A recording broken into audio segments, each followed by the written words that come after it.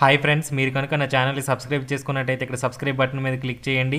అలాగే పక్కన ఉన్నటువంటి బెల్ ఐకాన్ మీద ట్యాప్ చేయడం ద్వారా ఎప్పటికప్పుడు లేటెస్ట్ అప్డేట్స్ని నోటిఫికేషన్ రూపంలో మీ మొబైల్లో పొందుతారు.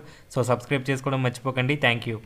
హాయ్ ఫ్రెండ్స్, నేను వేణుగోపాల్. ఫ్రెండ్స్, ఈరోజు వీడియోలో నేను మీకు IBPS clerk job profile explain చేయబోతున్నాను.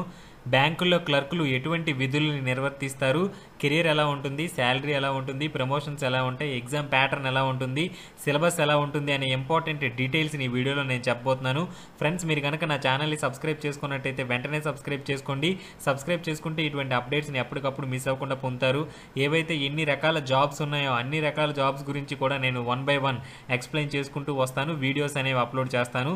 సో ఫ్రెండ్స్, ఈ వీడియోస్ మీకు ఉపయోగపడుతున్నాయని మీకు అనిపిస్తే మీ ఫ్రెండ్స్కి కూడా షేర్ చేయండి. అలాగే మన ఛానల్ని మీ ఫ్రెండ్స్కి కూడా సజెస్ట్ చేయండి. ఈ బ్యాంకులో క్లర్క్ల యొక్క ప్రధాన విధులు ఏంటంటే, ఈ క్లర్క్స్ని సింగిల్ విండో ఆపరేటర్స్ అని కూడా అంటారు. చాలామంది క్లర్క్లు క్యాష్ కౌంటర్స్లో కూర్చొని విధులను నిర్వర్తిస్తూ ఉంటారు.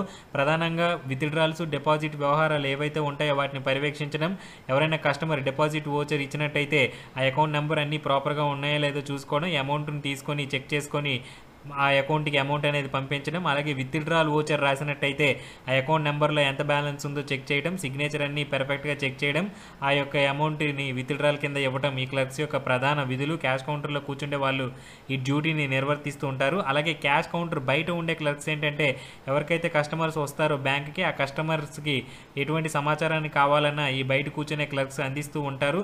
మీకు ఏదైనా సమాచారం కావాలంటే నేరుగా ఈ క్లర్క్స్ దగ్గరికి వెళ్ళినట్టయితే మీకు ఇన్ఫర్మేషన్ అనేది ఇస్తారు.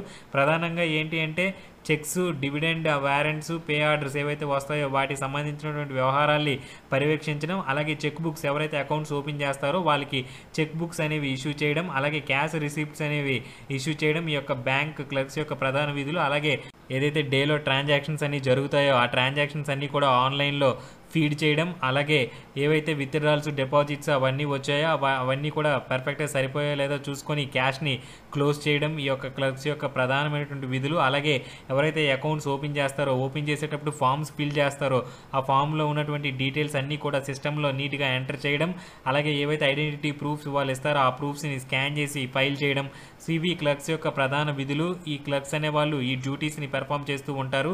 క్లర్క్గా జాయిన్ అయిన తర్వాత మీ కెరీర్ అనేది బాగుంటుంది. చిన్న వయసులో ఈ జాబ్ సంపాదించినట్టయితే మీరు ప్రమోషన్స్ రూపంలో ఇంకా పైకి వెళ్ళే అవకాశాలు ఉంటాయి. అయితే క్లర్క్ జాబ్లో ఉన్నటువంటి పీస్ఫుల్నెస్ బ్యాంకులో ఇంకా హయ్యర్ జాబ్స్లో అంతగా ఉండదు.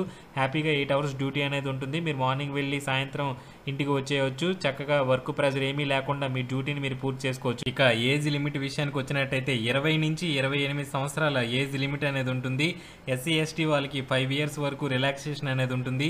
OBC వాళ్ళకి 3 years వరకు రిలాక్సేషన్ అనేది ఉంటుంది. అలాగే ఫిజికల్లీ హ్యాండిక్యాప్డ్స్కి 10 years వరకు రిలాక్సేషన్ అనేది ఉంటుంది. అలాగే ఎక్స్ సర్వీస్ మ్యాన్కి 3 years వరకు రిలాక్సేషన్ అనేది ఇవ్వడం జరుగుతుంది. నోటిఫికేషన్ వచ్చాక ఎగ్జాక్ట్గా రిలాక్సేషన్ అనేది నేను చెప్తాను. అలాగే ఎడ్యుకేషనల్ క్వాలిఫికేషన్ విషయానికి వచ్చినట్టయితే ఏదైనా డిగ్రీ పూర్తి చేసిన వాళ్ళు అప్లై చేసుకోవచ్చు. అలాగే డిగ్రీతో పాటు మస్ట్ అండ్ షుడ్గా కంప్యూటర్ నాలెడ్జ్ అనేది డెఫినెట్గా ఉండాలి. సో డిగ్రీ పూర్తి చేసిన వాళ్ళు ఎవరైనా సరే ఈ యొక్క క్లర్క్ జాబ్స్కి అప్లై చేసుకోవచ్చు. సెలక్షన్ ప్రాసెస్ వచ్చేసి ప్రిలిమినరీ ఎగ్జామ్ ఉంటుంది, అలాగే మెయిన్ ఎగ్జామ్ ఉంటుంది, అలాగే లాంగ్వేజ్ ప్రొఫిషియన్సీ టెస్ట్ ఉంటుంది. ఈ లాంగ్వేజ్ ప్రొఫిషియన్సీ టెస్ట్ ఏంటంటే, ఏ స్టేట్ క్లర్క్ జాబ్స్కి అయితే మీరు అప్లై చేస్తారో ఆ స్టేట్ యొక్క లాంగ్వేజ్ అనేది మీకు వచ్చి ఉండాలి.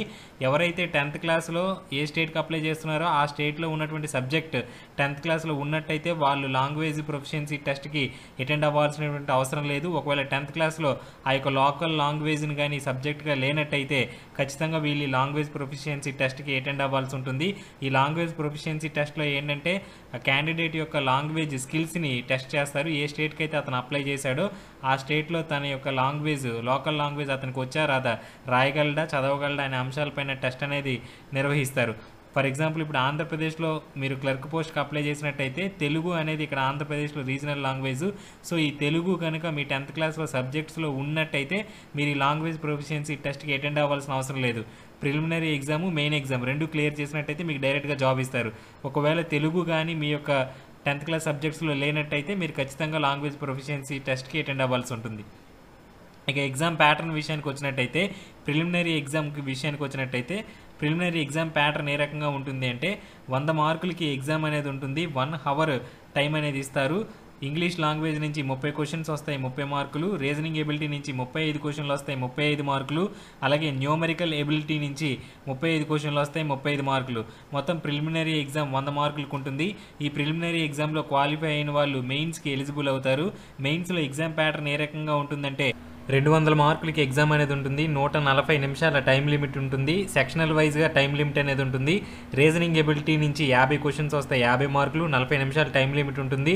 ఇంగ్లీష్ లాంగ్వేజ్ నుంచి 40 క్వశ్చన్స్ వస్తాయి 40 మార్కులు, 30 నిమిషాల టైం లిమిట్ ఉంటుంది. క్వాంటిటేటివ్ యాప్టిట్యూడ్ నుంచి 50 క్వశ్చన్లు వస్తాయి 50 మార్కులు, 40 నిమిషాల టైం లిమిట్ ఉంటుంది. జనరల్ అవేర్నెస్ నుంచి 40 క్వశ్చన్స్ వస్తాయి 40 మార్కులు, 20 నిమిషాల టైం లిమిట్ ఉంటుంది. కంప్యూటర్ అవేర్నెస్ నుంచి 20 క్వశ్చన్స్ వస్తాయి 20 మార్కులు, 10 నిమిషాల టైం లిమిట్ ఉంటుంది. సో ఈ రకంగా 140 నిమిషాలు టైం లిమిట్ ఉంటుంది. 200 మార్కులకి ఎగ్జామ్ అనేది ఉంటుంది. ఈ ప్రిలిమినరీ ఎగ్జామ్ మెయిన్స్ ఎగ్జామ్ రెండింటిలో క్వాలిఫై అయిన వాళ్ళకి 10th క్లాస్లో రీజనల్ లాంగ్వేజ్ కానీ సబ్జెక్ట్స్లో ఉన్నట్టయితే డైరెక్ట్గా జాబ్ ఇస్తారు. ఒకవేళ రీజనల్ లాంగ్వేజ్ అనేది ఆ స్టేట్కి సంబంధించి లాంగ్వేజ్ అనేది 10th క్లాస్ సబ్జెక్ట్స్లో లేనట్టయితే లాంగ్వేజ్ ప్రొఫిషియన్సీ టెస్ట్కి అటెండ్ కావాల్సి ఉంటుంది. ప్రిలిమినరీ ఎగ్జామ్లో ఒక్కొక్క రాంగ్ ఆన్సర్కి కూడా 0.25 నెగిటివ్ మార్కింగ్ అనేది ఉంటుంది. అలాగే మెయిన్ ఎగ్జామ్లో కూడా ఒక్కొక్క రాంగ్ ఆన్సర్కి 0.25 నెగిటివ్ మార్కింగ్ అనేది ఉంటుంది. అలాగే పే స్కేల్ విషయానికి వచ్చినట్టయితే పే స్కేల్ 11,765 రూపాయల నుంచి 42,020 రూపాయలు అనేది పే స్కేలు. 11,765 అనేది బేసిక్ పే.